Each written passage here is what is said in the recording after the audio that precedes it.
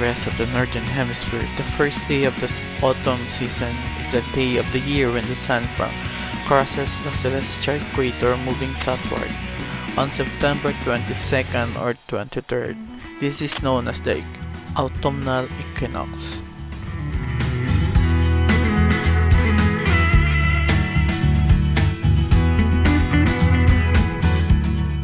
Autumn is the season after summer, when leaves fall from trees. Autumn is the third season of the year, coming after summer and before winter, and coinciding with the dropping of leaves from trees as they go into a winter rest, which is why it is called fall.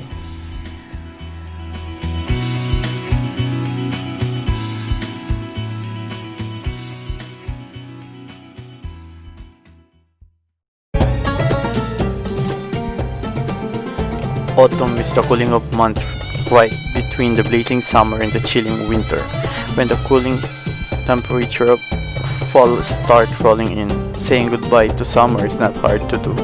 Autumn is a great time to break out the jackets, coats, boots, scarves, and hats in preparation for the change in season.